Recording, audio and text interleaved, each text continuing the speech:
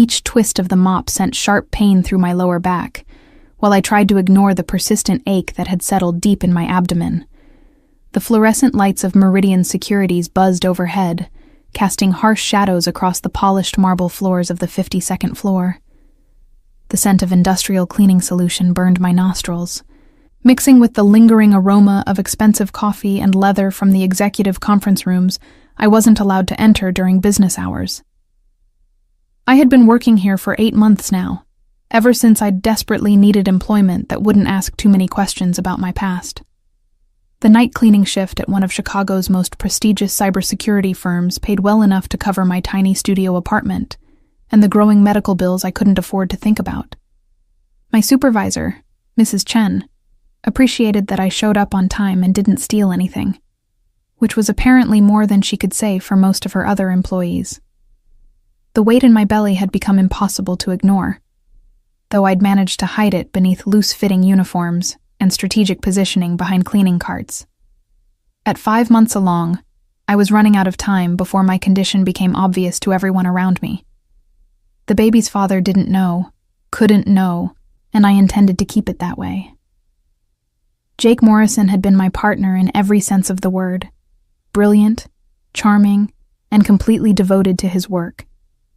We'd built our freelance hacking business from nothing, taking on corporate security assessments and penetration testing for legitimate clients. Until that night, 3 months ago, when everything changed. I forced myself to focus on the rhythmic motion of mopping, letting the familiar routine calm my racing thoughts. The executive floor was always eerily quiet after hours, with only the distant hum of servers and the occasional ding of the elevator carrying other night shift workers to different floors. Most of the offices belonged to senior partners and executives, whose names were engraved on brass plaques beside mahogany doors.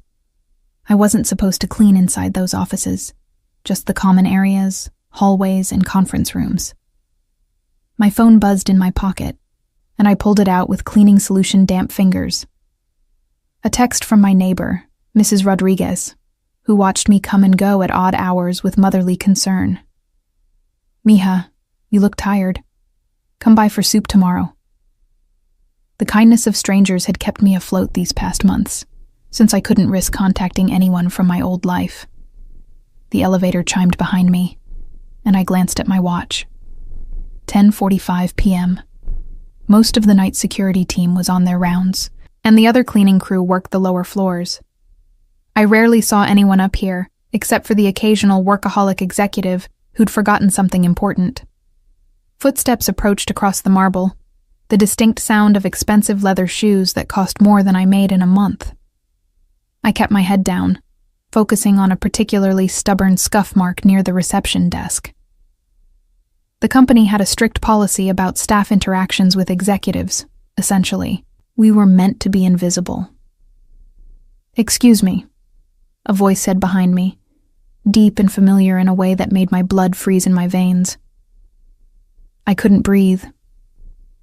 My hands tightened around the mop handle until my knuckles went white, and for a moment I considered pretending I hadn't heard him. Maybe if I didn't turn around, this moment wouldn't be real.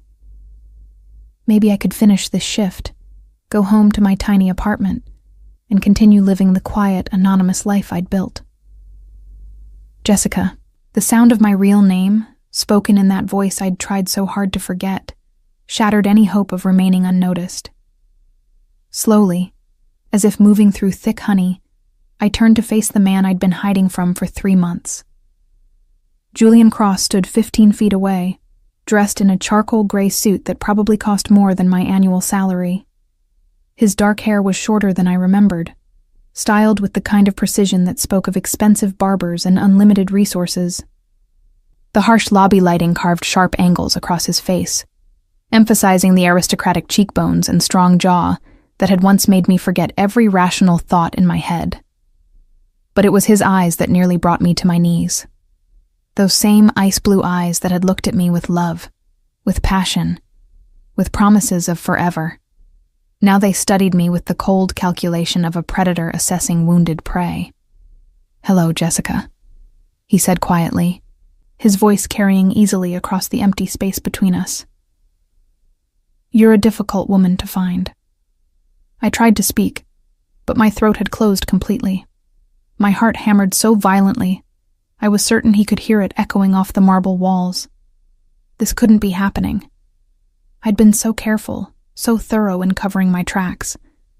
I'd changed my name, paid cash for everything, avoided security cameras whenever possible. I started, then stopped, my voice coming out as barely a whisper. I don't know what you're talking about. My name is Sarah Parker. A slight smile curved his lips, but it didn't reach those Arctic eyes. Sarah Parker, who started working here 8 months ago with impeccable references from a cleaning company that doesn't exist. Who pays her rent in cash and has no credit history prior to 6 months ago. Who's 5 months pregnant with a child conceived around the time she disappeared from her old life. The mop clattered to the floor as my hands began shaking uncontrollably. He knew. Of course he knew. Julian Cross didn't become one of the most powerful men in Chicago by being careless or uninformed. I'd been naive to think I could hide from him indefinitely. The baby isn't yours, I said quickly, the lie burning my throat. Isn't it? He stepped closer, his movements fluid and unhurried, like a cat stalking a cornered mouse. Because my sources tell me you haven't been with anyone since you left. Haven't dated, haven't even spoken to a man outside of work-related interactions. Rather admirable commitment to single motherhood, considering. I backed away until my hip hit the reception desk, trapped between expensive furniture and the man who'd once been everything to me. What do you want, Julian? I want what's mine, he said simply, his gaze dropping meaningfully to my stomach before returning to my face. I want my child, and I want the woman who thought she could run from me. I can't. The words came out broken, desperate. You don't understand what happened, why I had to leave. I understand that Jake Morrison is dead, Julian said, his voice dropping to barely above a whisper. Shot execution style outside a police station 3 months ago, right around the time you vanished. I understand that Carlos Mendoza has been asking questions about a freelance hacker who may have accessed information she shouldn't have, and I understand that you're in more danger than you realize. The floor seemed to tilt beneath my feet. I gripped the edge of the reception desk, fighting against the wave of nausea that had nothing to do with pregnancy. How did you find me? I own this building, Jessica. I own half the buildings in downtown Chicago. Did you really think you could hide from me by cleaning my offices? The revelation hit me like a physical blow. All these months, I'd been working in his building, breathing air he owned, inadvertently placing myself under his protection without even realizing it. It would have been funny if it weren't so terrifying. I have to go, I said weakly, knowing even as I spoke that escape was impossible. No, Julian said, pulling his phone from his jacket pocket. You don't. The security guards appeared within 30 seconds of Julian's phone call, moving with the silent efficiency of trained professionals. I recognized them as the building's night security team, men I'd exchanged polite nods with for 8 months, never realizing they were reporting my every movement to the man who now stood watching me with predatory satisfaction. Mr. Cross, the lead guard said respectfully. How can we assist you? Please escort Miss Harper to my private elevator, Julian said, without taking his eyes off me. She'll be joining me upstairs. The casual use of my real surname made my stomach lurch. How long had he known I was here? How long had I been performing this elaborate charade while he watched from the shadows, allowing me the illusion of freedom? I'm not going anywhere with you, I said, trying to inject steel into my voice despite the tremor I couldn't control. I have rights. You can't just kidnap me. Julian's laugh was soft and genuinely amused. Kidnap? Jessica, you're standing in my building, during your shift, speaking to your employer. There's nothing illegal about a business owner having a conversation with an employee. Employer? The word came out strangled. Meridian Securities is a subsidiary of Cross Industries. he explained with mock patience. Has been for 2 years. Every paycheck you've received has come from me. Every security clearance, every background check, every decision about your employment has ultimately been mine. The room spun around me as the implications crashed down. I'd been working for him all along, accepting his money, living under his protection without knowing it. The illusion of independence I'd fought so hard to maintain crumbled completely. The pregnancy, I whispered, my hand instinctively moving to protect my stomach. You've known the whole time. I've known since your first doctor's appointment, Julian confirmed. Dr. Patricia Huang at Chicago Women's Health. Excellent physician. I made sure you were assigned to her specifically. She's been keeping me informed of your progress and the baby's development. The betrayal hit like a physical blow. Even my medical care had been compromised, invaded by his influence. That's illegal. Patient confidentiality is surprisingly flexible when the father has legitimate concerns about his child's welfare, Julian interrupted smoothly. Dr. Huang was quite understanding when I explained that the mother of my baby was in hiding due to dangerous circumstances beyond her control.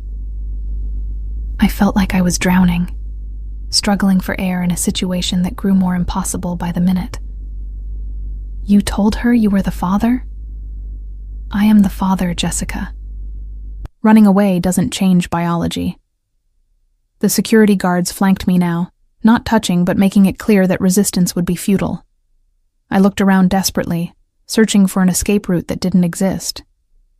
The building's security system, the elevator controls, even the emergency exits would all be under Julian's control. There's someone else you should know about, Julian said, checking his expensive watch with casual indifference. Elena Vasquez. Perhaps you remember her from the charity gala where we first met. Tall, blonde, family owns half of Argentina's cattle ranches. My blood turned to ice. I remembered Elena perfectly. Elegant, sophisticated, everything I'd never been. She'd been draped on Julian's arm at every social function, playing the role of perfect society girlfriend while I'd been his secret, the hacker he kept hidden from his legitimate world. She's been very understanding about our situation, Julian continued conversationally. Especially when I explained that you'd suffered some kind of nervous breakdown and disappeared. She's actually been quite helpful in the search efforts. You told her about me? I couldn't hide the shock in my voice. Elena knows everything that matters. She understands that I have certain obligations regarding my child, and she's prepared to be accommodating. In fact, she's been quite looking forward to meeting you properly. The casual cruelty of it stole my breath. He was planning to keep me close enough to control the baby while maintaining his relationship with Elena. I would be the dirty secret, the inconvenient mother, tolerated, but never truly acknowledged. I won't be your kept woman while you marry someone else, I said through gritted teeth. Marry? Julian's eyebrows rose slightly. Who said anything about marriage? Elena and I have an understanding, but it's hardly conventional. She has her interests. I have mine. You and our child simply represent a new factor in the equation. A new phone began buzzing, not mine, and Julian answered it with fluid efficiency. Yes? Good. Bring her up. No, the private elevator. 5 minutes. He ended the call and smiled at me with what might have been genuine warmth if I didn't know better. Elena is here. She's been so curious to meet the mother of my child. I thought tonight would be perfect for introductions. Panic flooded my system. Whatever control I'd thought I had in this situation was evaporating rapidly. Julian, please. I can't. I'm not ready for this. You've had 3 months to get ready, darling. 3 months to come to me voluntarily and explain what happened with Jake Morrison and Carlos Mendoza. 3 months to trust me enough to let me protect you and our baby. His voice hardened slightly. That time is over. The elevator dinged softly, and I heard the whisper of expensive fabric and the click of designer heels across marble. Elena Vasquez emerged like something from a fashion magazine. Her platinum hair swept into an elegant chignon, her cream-colored dress probably worth more than my yearly salary. She was even more beautiful than I remembered, with the kind of polished perfection that money and breeding could provide. "Julian," she said in her cultured accent, her dark eyes finding me immediately. "So this is Jessica." I wanted to disappear into the floor. Standing there in my stained cleaning uniform, with my hair escaping its ponytail, and my hands still smelling of industrial disinfectant, I felt like exactly what I was. A fraud, a pretender, someone who didn't belong in their world of wealth and power. "Elena, meet Jessica Harper," Julian said smoothly. "The mother of my son." "Son?" I turned to stare at him. "How do you know it's a boy?" "Dr. Huang shared the ultrasound results," he said with satisfaction. "My son is healthy and developing perfectly. Due in approximately 4 months. Elena approached me with the grace of a predator, her smile perfectly calibrated to convey both warmth and dominance. "You're much prettier than your surveillance photos suggested," she said kindly, "though Julian mentioned you'd been living under difficult circumstances." Surveillance photos. The casual mention made my knees weak. How long had they been watching me? How many private moments had been documented and analyzed? "I should get back to work," I said desperately, looking toward my abandoned cleaning cart. "Oh, you won't be working here anymore," Elena said with gentle finality. "Julian and I have made other arrangements for your comfort and security. We've prepared a lovely suite for you in Julian's building on Lakeshore Drive. Top floor, beautiful views, everything you could need." "A prison," I said flatly. "A sanctuary," Julian corrected, "with staff to ensure your health and safety, and our child's welfare." The possessive emphasis on "our" wasn't lost on me. This wasn't about my choice or my comfort. This was about control, about ensuring that Julian Cross's heir would be born and raised under his complete authority. "What if I refuse?" I asked, though I already knew the answer. Julian exchanged a look with Elena, some silent communication passing between them. "Then Carlos Mendoza finds out where you are," he said quietly, "along with the information about what you discovered in his financial records. I'm told his organization has very specific methods for dealing with people who compromise their operations." The threat hung in the air between us, as effective as chains or bars. Mendoza's reputation was legendary even among criminals. Brutal, efficient, and completely without mercy. If Julian withdrew his protection, I would be dead within hours. "I need time to think," I said weakly. "Of course," Elena said graciously. "You'll have all the time you need, in your new home, where we can ensure nothing disturbs your peace of mind." The security guards moved closer, their intention clear. I was going with them whether I agreed or not. The illusion of choice was just another cruelty, another way for Julian to maintain the pretense that this was somehow consensual. As they escorted me toward Julian's private elevator, I caught sight of my reflection in the polished metal doors. Pale, frightened, defeated. This was how my freedom ended, not with violence or dramatic confrontation, but with the quiet, inexorable pressure of money and power closing around me like a silk-lined cage. The elevator rose toward the penthouse level, carrying me away from the life I'd tried to build, and toward an uncertain future, controlled by the man I'd once loved, and the woman who would now shape my destiny. Julian's penthouse office occupied the entire top floor of the Cross Industries building, a monument to wealth and power that took my breath away despite my fear. Floor-to-ceiling windows offered a panoramic view of Chicago's glittering skyline, while original artwork worth millions adorned the walls. The space smelled of expensive leather, aged whiskey, and the faint trace of Julian's cologne that had once made me weak in the knees. Elena guided me to a plush sofa positioned to take advantage of the spectacular view, her movements graceful and assured. She belonged here in a way I never would, comfortable with luxury as her birthright rather than an impossible dream. "Would you like something to drink?" she asked with genuine courtesy. "Tea? Water?" Julian keeps an excellent selection of herbal teas that are safe during pregnancy. The thoughtfulness caught me off guard. I'd expected cruelty, possession, dominance. Instead, Elena seemed determined to play the role of gracious hostess, as if this were a social visit, rather than an elaborate kidnapping. "Water would be nice," I said carefully, settling onto the sofa with my hands protectively curved around my belly. Julian moved to a hidden bar built into the wall, his movements economical and precise. I watched him pour ice water into crystal glasses, remembering other times I'd watched those hands work. Building computer programs, planning security assessments, tracing patterns across my skin in the darkness of his bedroom. "You're wondering how we met," Elena said, settling beside me with the easy familiarity of someone accustomed to reading people's thoughts. "Julian and I mean." I nodded mutely, not trusting my voice. "My father and his father were business partners," she explained. "Import-export, primarily South American markets. I've known Julian since we were children, watched him build his empire from the foundation his family provided." She accepted a glass of wine from Julian, her fingers brushing his in a gesture of casual intimacy. "We understand each other."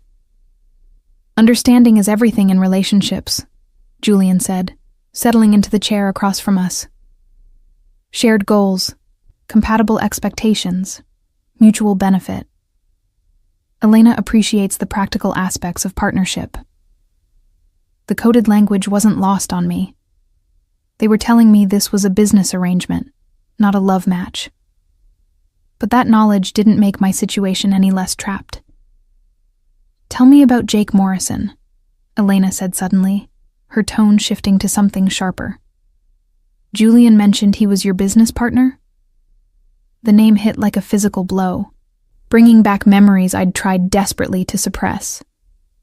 Jake with his infectious laugh and brilliant mind. Jake who'd believed we could build something legitimate together. Jake whose blood had stained a police station parking lot 3 months ago. "He was my partner," I said quietly. "We ran a cybersecurity consulting business, penetration testing, security assessments for corporate clients, everything legal and legitimate." "Until it wasn't," Julian said with uncomfortable accuracy.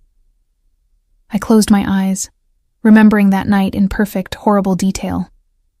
We'd been hired by a mid-size investment firm to test their network security, a routine job that should have taken 2 days maximum. But Jake had found something in their system that didn't belong. Encrypted files hidden in seemingly innocent directories, financial records that traced money through a labyrinth of shell companies and offshore accounts.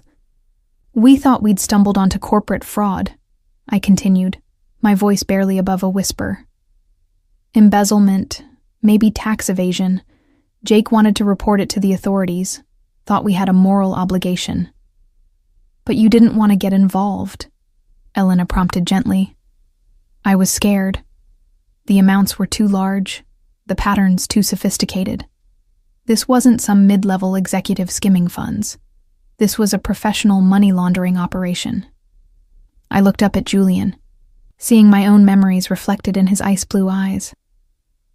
"I tried to convince Jake to walk away, to delete everything and pretend we'd never seen it." "But Jake Morrison was an idealist," Julian said, "the kind of man who believed in justice and doing the right thing." Tears burned my eyes. "He went to the FBI, brought them copies of everything we'd found, offered to testify about the network intrusion that had led to the discovery. He thought he was being a hero. And instead, he was signing his own death warrant," Elena said matter-of-factly. "Carlos Mendoza doesn't appreciate whistleblowers," Julian added, "especially ones who can trace his organization's financial movements with computer code." The casual way they discussed Jake's murder made my stomach churn. These people lived in a world where death was just another business expense, another problem to be solved with money and violence. I found out about the meeting the night before, I said, the words tumbling out in a rush. Jake had told the FBI he could provide more evidence, details about how the system had been compromised. He was so excited, so sure he was doing the right thing. But you knew better, Julian said quietly. I begged him not to go, offered to disappear with him, to run somewhere Mendoza couldn't find us.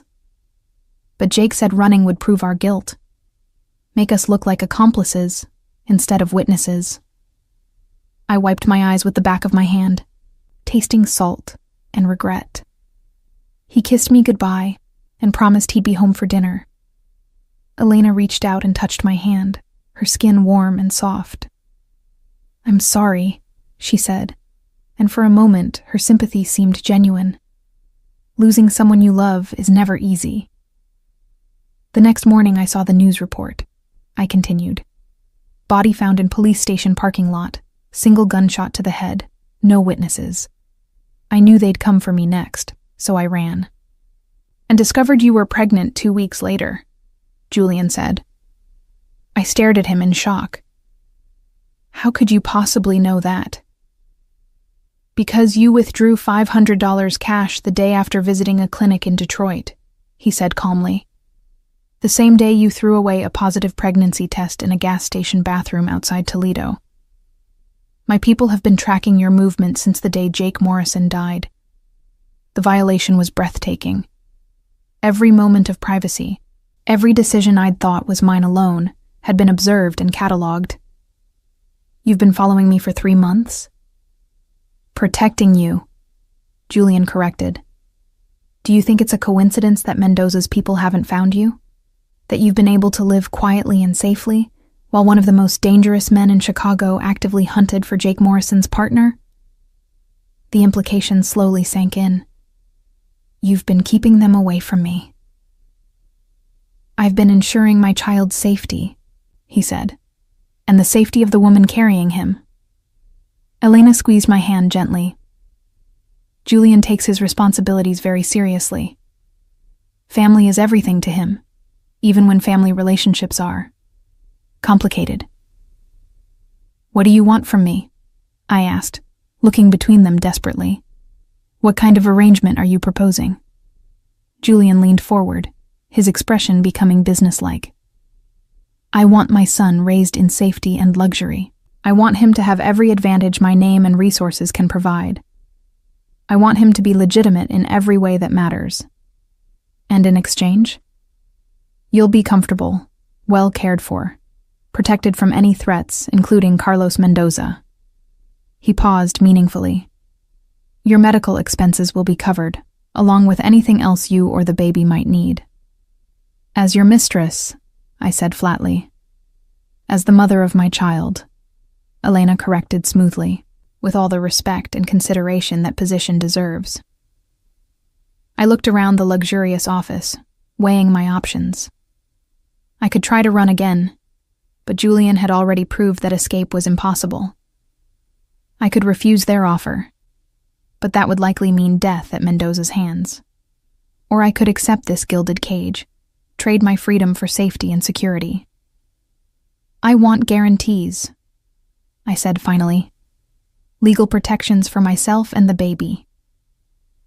Of course, Julian said, sounding pleased. Elena has already drafted preliminary agreements covering custody, financial support, and living arrangements. And my legal status? I pressed. I can't spend the rest of my life looking over my shoulder for Mendoza's people. Julian's smile was razor sharp. Carlos Mendoza won't be a problem much longer. His organization has been making some very careless mistakes lately. The FBI is building quite an impressive case. The implication was clear.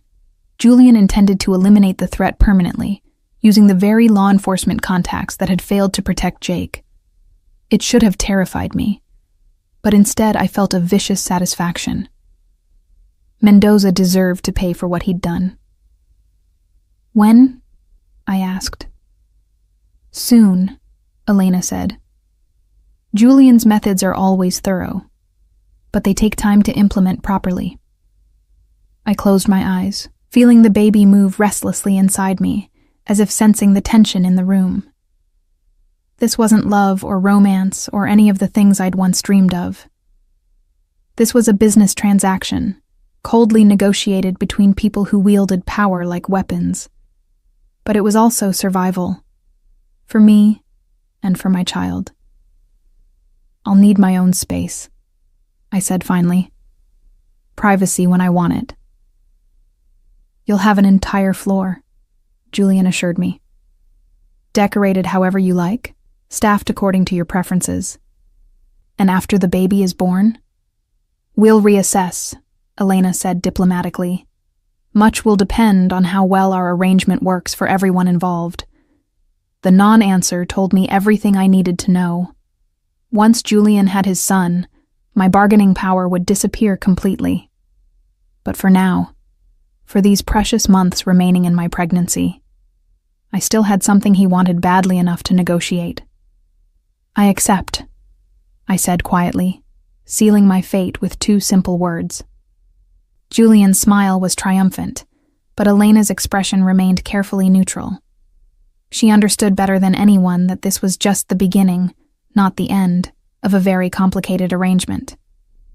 The penthouse suite Julian had prepared for me was more luxurious than any home I'd ever imagined, let alone lived in. Located on the 48th floor of his Lakeshore Drive building, it encompassed the entire north face with wraparound windows that offered breathtaking views of Lake Michigan. The decor was elegant but warm, cream and gold tones that spoke of expensive taste without feeling cold or museum-like. Elena gave me the tour personally, her heels clicking softly on marble floors that transitioned seamlessly to rich hardwood and plush carpeting. The master bedroom featured a king-sized bed with Italian linens and a sitting area positioned to capture the sunrise over the water. An adjoining room had been converted to a nursery, complete with a hand-carved crib that probably cost more than most people's cars. "Julian wanted everything perfect," Elena explained, running her fingers along the crib's intricate woodwork. "He commissioned this from a craftsman in Switzerland. Each detail was specifically chosen for his son. The possessive language wasn't lost on me. This wasn't our baby, or even my baby in their minds. This was Julian's heir, the continuation of his legacy. I was merely the vessel, important only for the life I carried." "It's beautiful," I said honestly, though the opulence felt overwhelming. "But it feels like a museum, like I'm not supposed to actually live here." "You'll adjust," Elena said with confidence. "Luxury becomes comfortable very quickly once you stop fighting it." A soft knock at the door interrupted us, and a woman in her 50s entered with quiet professionalism. She was impeccably dressed in a navy suit, her graying hair pulled back in an elegant chignon that spoke of old money breeding and finishing school education. "Jessica, this is Margaret Whitmore," Elena said.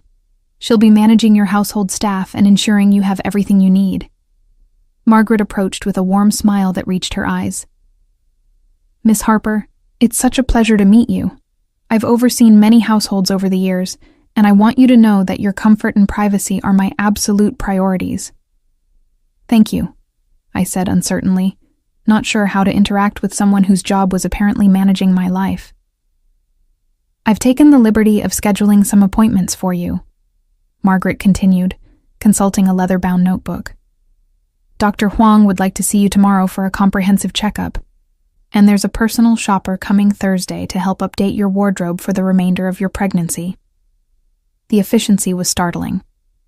In less than 24 hours, they'd transported me from my old life into this new existence, where every detail was anticipated and arranged by others. It should have been relieving, but instead, it felt suffocating. "I don't need new clothes," I protested weakly.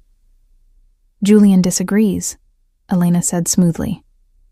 "You'll be accompanying him to various social functions in the coming months. His reputation requires a certain standard of presentation." "Social functions?" I stared at her in alarm. I thought I was supposed to stay hidden, protected. "Hidden from Mendoza's people," Elena clarified. But Chicago society needs to understand that Julian Cross has acknowledged his child and the child's mother. Legitimacy requires visibility, within controlled circumstances. The door chimed softly, and Julian himself entered, carrying a bottle of champagne and wearing an expression of satisfied ownership that made my skin crawl. He'd changed from his business suit into dark slacks and a white shirt open at the collar, looking relaxed and completely in control of his domain. "How do you like your new home?" he asked, moving to pour champagne for himself and Elena, while offering me sparkling water in an identical crystal flute. "It's overwhelming," I admitted. "I'm not sure I belong in a place like this." "You belong wherever I say you belong," Julian said matter-of-factly, then seemed to catch himself. "What I mean is, you're the mother of my child. This is exactly where you should be." The slip revealed more than he probably intended about his true feelings regarding my role in his life. I was a possession now, valuable only for what I could provide him. Elena raised her glass in a toast. To new beginnings and unexpected partnerships. We clinked glasses, the crystal singing with expensive clarity. The champagne smelled crisp and celebratory, but I felt more like I was attending my own funeral than celebrating anything positive. "There's something else we need to discuss," Julian said, settling into one of the plush armchairs that faced the lake view. "Carlos Mendoza has been making inquiries about your whereabouts. More aggressive inquiries." My blood went cold. "What kind of inquiries?"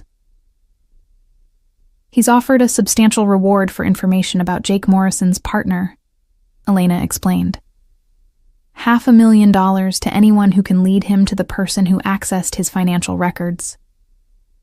He's also been very creative in his methods of persuasion, Julian added grimly. 3 people who worked at your old apartment building have been hospitalized in the past week. Nothing fatal, just encouragement to remember anything unusual about former tenants. The casual mention of violence made my hands shake. I set down my water glass before I could drop it, wrapping my arms around my belly protectively. "He's torturing innocent people because of me." "He's torturing people because he's a sociopathic criminal," Julian corrected firmly. "This is not your fault, Jessica. You and Jake stumbled into something much larger and more dangerous than either of you realized. Which is why you can never leave this building without security," Elena added. "Julian has arranged for a team of professionals to ensure your safety whenever you need to go out." "Bodyguards," I said flatly. "Protection," Julian corrected. "Men whose job is keeping you and my son alive."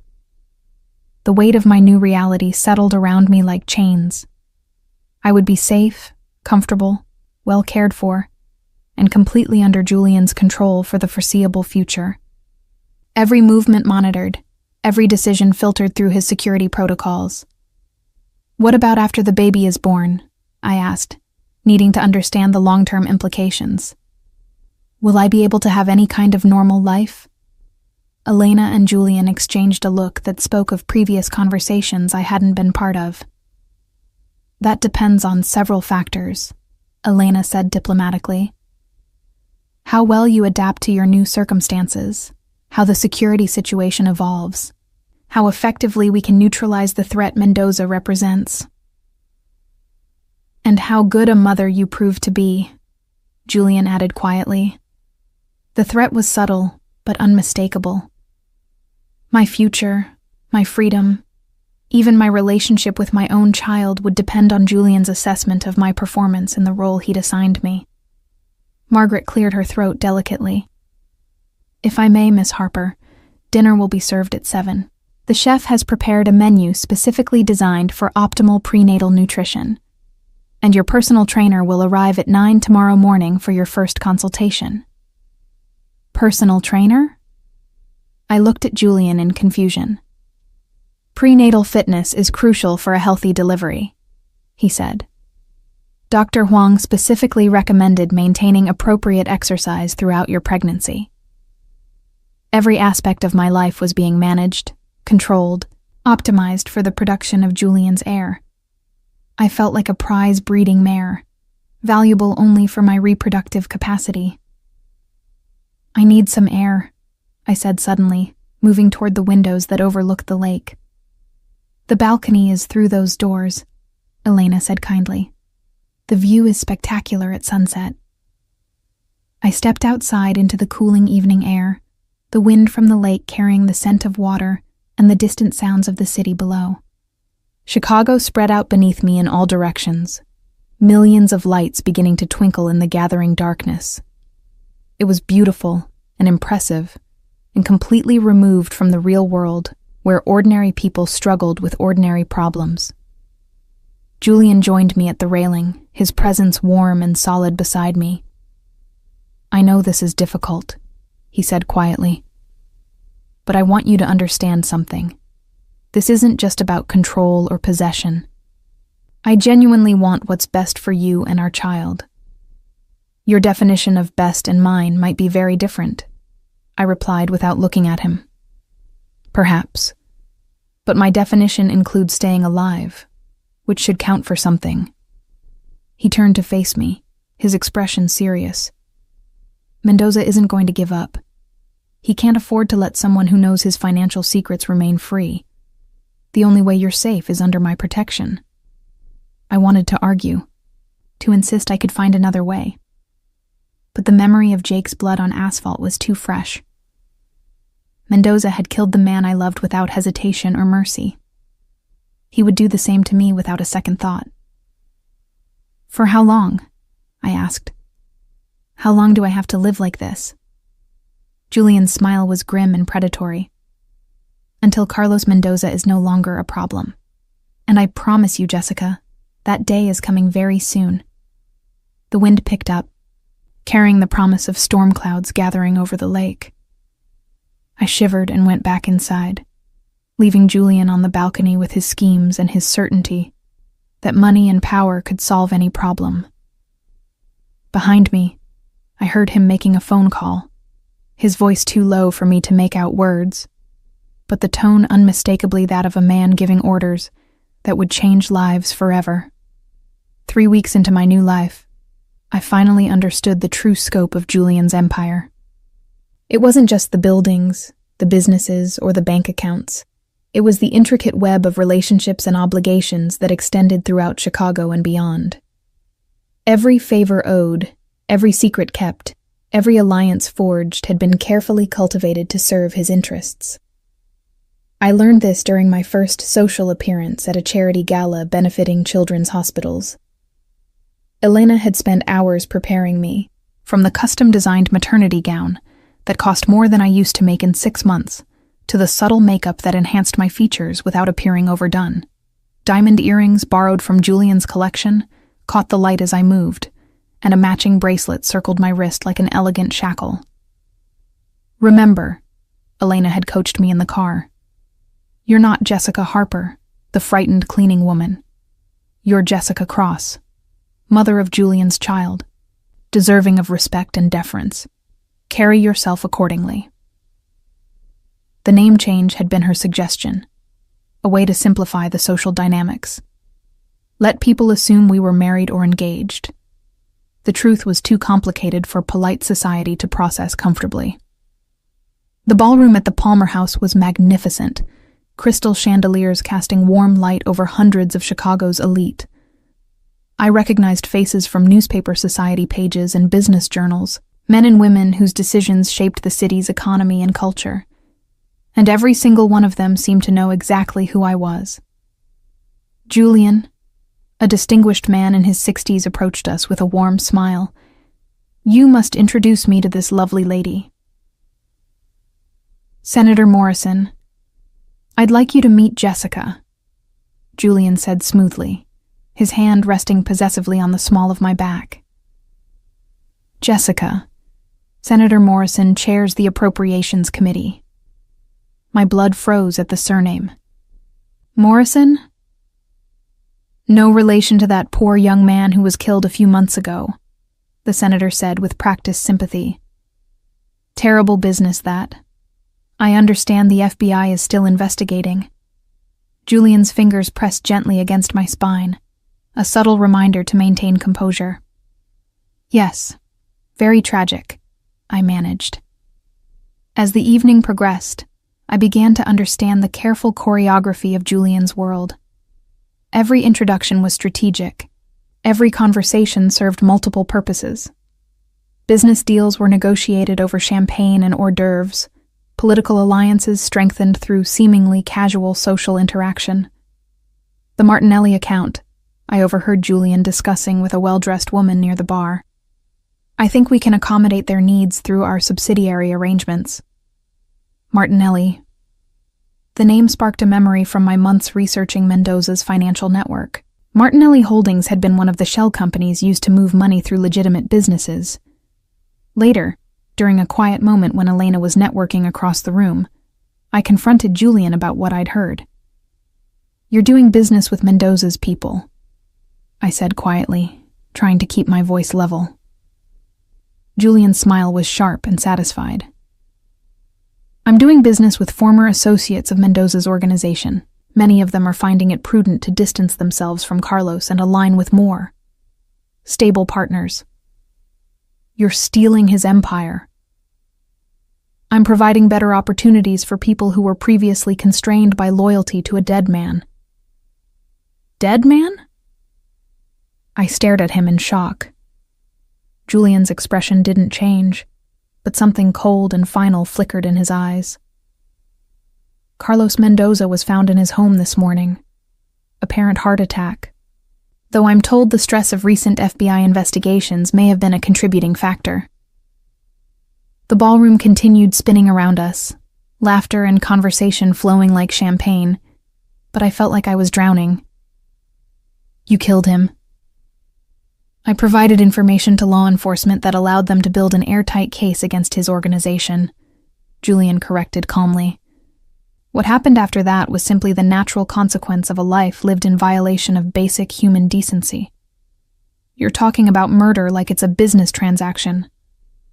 "I'm talking about removing a threat to my family," Julian said firmly.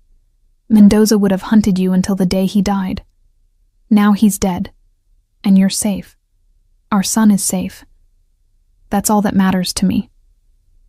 The casual way he discussed orchestrating a man's death should have terrified me. But instead I felt a disturbing sense of relief. Jake's killer was gone. The monster who had tortured innocent people searching for me would never hurt anyone again. "The FBI investigation?" I asked. "We'll conclude that Carlos Mendoza was the head of a major money laundering operation responsible for millions in financial crimes. His associates will face prosecution or flee the country. His business interests will be acquired by legitimate enterprises at substantial discounts." Julian's smile was predatory. Justice and profit, working hand in hand. Elena appeared beside us, her timing impeccable as always. "How are you feeling, darling? You look a bit pale." "Just tired," I said, though exhaustion was the least of my problems. "Perhaps we should head home," Julian suggested, already signaling for our security detail. "You need your rest." The drive back to Lakeshore Drive passed in contemplative silence. I stared out at the city lights, thinking about power and protection, about the price of safety and the cost of belonging to someone like Julian Cross. "You're having doubts," Elena observed from the seat beside me. "Wouldn't you?" I replied. "I did initially," she admitted. "Julian's world can be overwhelming for people who weren't born into it. But I learned that fighting it only makes you miserable. Accepting it, embracing it, allows you to find unexpected pleasures in the arrangement. Such as influence, the ability to help people, to make real changes in the world. Julian isn't just wealthy, Jessica. He's powerful in ways that matter. The children's hospital where we raised money tonight, he's their largest private donor. The scholarship program for underprivileged students, his foundation has sent hundreds of kids to college. Built on the backs of people like Mendoza, I said. Built on the ruins of people like Mendoza, Elena corrected. Julian doesn't create evil, Jessica. He redirects it toward more constructive purposes. Back in my penthouse suite, I found that Margaret had laid out comfortable nightclothes and prepared chamomile tea. The baby was particularly active, rolling and kicking as if responding to my emotional turmoil. Julian knocked softly on my bedroom door as I was getting ready for bed. "May I come in?" I nodded, and he entered carrying a small wrapped box. "A gift," he said simply, "to commemorate your first official appearance as part of my family." Inside the box was a necklace that took my breath away. A delicate platinum chain supporting a pendant shaped like a mother and child, crafted from diamonds and sapphires that caught the light like captured stars.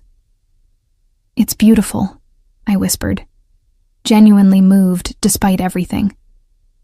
"It belonged to my mother," Julian said quietly. "She wore it while she was pregnant with me. I hoped you might like to continue the tradition." The gesture was unexpectedly tender, a glimpse of the man I'd fallen in love with beneath the ruthless businessman and crime lord. For a moment, I could almost forget about the violence and manipulation, almost convince myself that this could work. "Thank you," I said, letting him fasten the chain around my neck. The pendant rested perfectly against my skin, warm from his touch. The contractions started at 3 a.m, 4 weeks earlier than expected. I woke to a sharp pain that wrapped around my entire torso, so intense it stole my breath and left me gasping against the Egyptian cotton sheets. For a moment, I thought it might be false labor, the Braxton Hicks contractions Dr. Huang had warned me about. But when the second one hit 8 minutes later with even greater force, I knew our son had decided to make his entrance into the world ahead of schedule. Margaret appeared within minutes of my pressing the emergency call button, moving with the calm efficiency that had made her invaluable over the past months. She took one look at my face, pale and drawn with pain, and immediately activated the protocols Julian had established for this moment. "Mr. Cross is in London," she informed me while helping me into a robe. "But his plane is already being prepared for immediate departure. He'll be here within 8 hours. 8 hours might be too long," I gasped as another contraction gripped me. "Dr. Huang is on her way, along with the entire medical team," Margaret assured me. "Everything is prepared. You and the baby will be perfectly safe." The private medical suite Julian had constructed on the 45th floor was more sophisticated than most hospitals. As the contractions intensified, I found myself surrounded by monitors, IV lines, and the quiet competence of medical professionals who'd been handpicked for their expertise and discretion. "The baby's heartbeat is strong," Dr. Huang informed me, her voice calm and reassuring.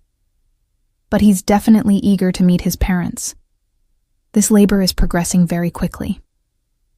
Elena arrived as the sun was rising over Lake Michigan, still elegant despite the early hour. She'd flown back from a business trip in Argentina, covering thousands of miles to be present for the birth of Julian's heir. "How are you feeling?" she asked, taking my hand as another contraction peaked. "Like I'm being torn apart," I managed between gritted teeth. "Julian is beside himself," Elena said with what might have been amusement. "He's demanding the pilot fly faster than the laws of physics allow. I think this is the first time in his adult life that money and power can't solve his immediate problem." Despite everything, I almost smiled at the image of Julian Cross, master of the universe, rendered helpless by airline schedules and international flight patterns. The labor progressed with startling speed. By noon, Dr. Huang was telling me to push, her voice cutting through the haze of pain and exhaustion that had consumed the morning. Elena held one hand while Margaret held the other, both women providing strength and encouragement as I brought Julian's son into the world. The moment I heard his first cry, everything else disappeared. All the complications, the moral compromises, the impossible circumstances of his conception.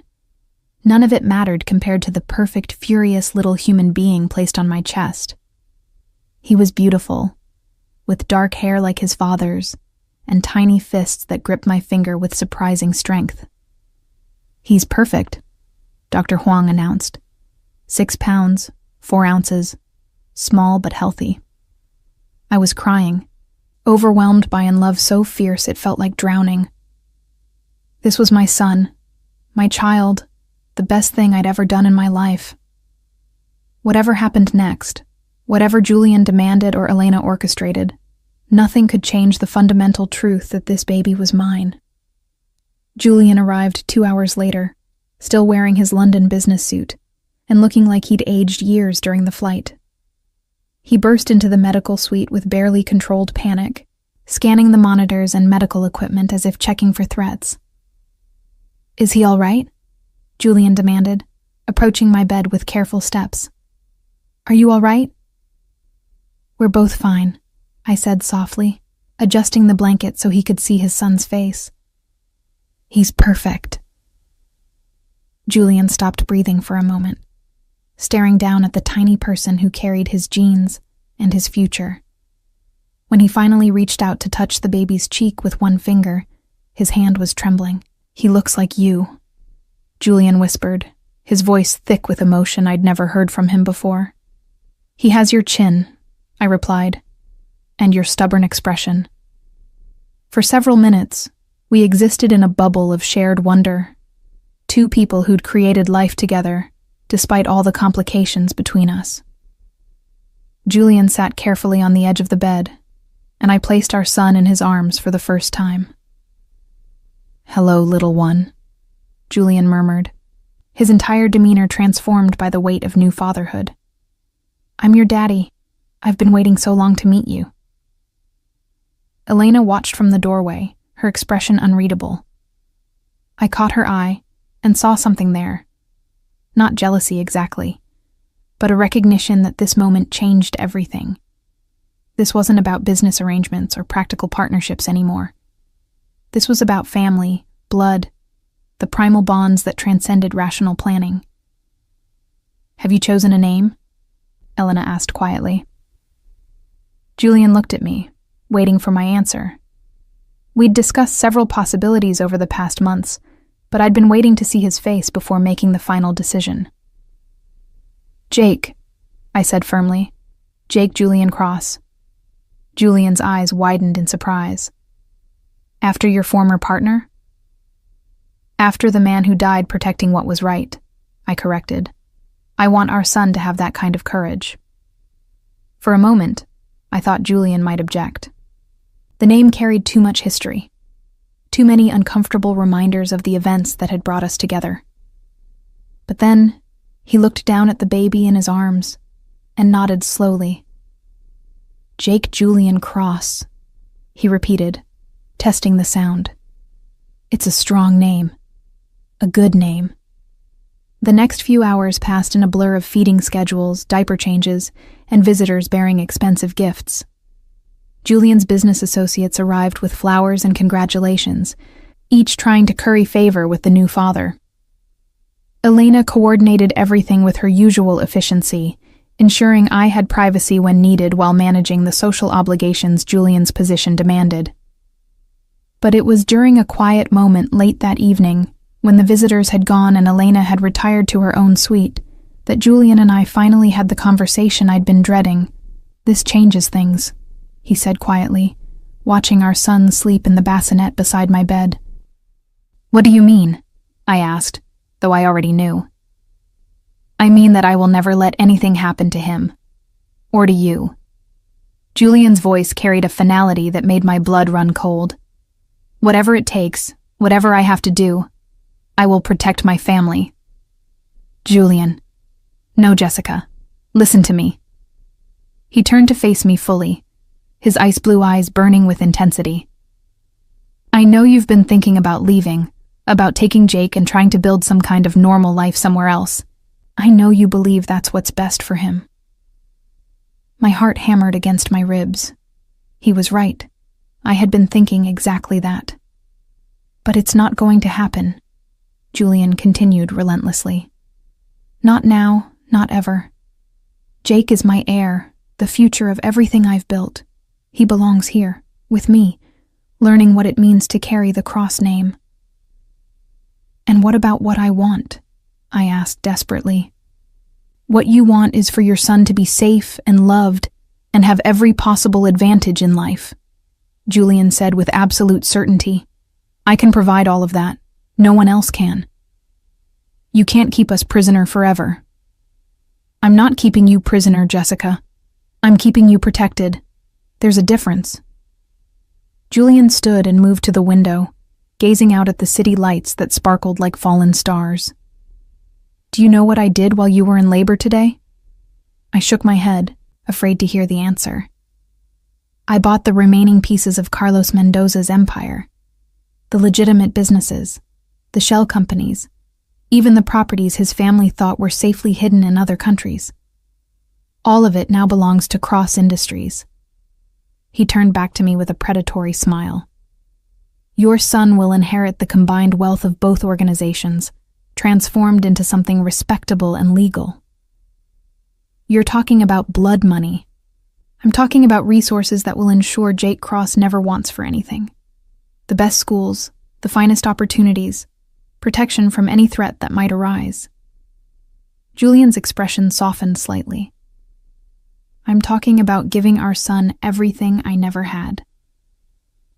And what about love? What about a mother who chose to be here instead of being forced? You do choose to be here, Julian said, with infuriating confidence. Every day, you choose Jake's safety over your own desires for freedom. You choose his future over your past. That's what makes you a good mother. The manipulation was so subtle, so perfectly crafted, that I almost believed it myself. He was offering me a gilded cage and calling it choice, trapping me with my own maternal instincts. What if I refuse? I asked weakly. Julian's smile was sad, but implacable. Then you'll discover that I'm much more creative than Carlos Mendoza ever was, and much more patient. The threat hung in the air between us, wrapped in velvet but unmistakably steel. I looked at my sleeping son, this perfect, innocent child who would grow up surrounded by wealth and power and secrets. This baby who would never know what it meant to struggle or want or fear for his safety. I need time to think, I said finally. Of course, Julian agreed graciously. Take all the time you need. You'll find that motherhood has a way of clarifying priorities. He bent to kiss Jake's forehead, then mine, his lips warm and familiar against my skin. Welcome to the family, Jessica. Both of you. After he left, I sat in the darkness holding my son, feeling the weight of every decision that had led to this moment. Jake Morrison would have told me to fight, to find a way to escape this beautiful prison. But Jake Morrison was dead, and his killer was dead, and the only family my son would ever know was the one Julian Cross provided. When Elena knocked softly on my door an hour later, I wasn't surprised to see her. How are you feeling? She asked, settling into the chair Julian had vacated. Trapped, I said honestly. Or protected, Elena suggested gently. Perspective changes everything, Jessica. Did you ever want children? I asked suddenly. Elena was quiet for a long moment. Once, but my life took different turns. Now I have you and Jake, which is perhaps better than anything I could have planned. This isn't a fairy tale, Elena. This isn't happily ever after. No, she agreed. It's better. It's real, complicated and difficult and sometimes painful, but real. Fairy tales end, Jessica. This is just the beginning. As dawn broke over Lake Michigan, painting the sky in shades of gold and pink, I made my choice. Not because I wanted to, but because love sometimes means accepting impossible circumstances for the sake of something more important than your own desires. I chose my son's future over my own freedom. I chose Julian's protection over uncertain independence. I chose the devil I knew over the angels I could only dream of. Outside my window, Chicago awakened to a new day. Millions of people beginning their ordinary lives with ordinary problems.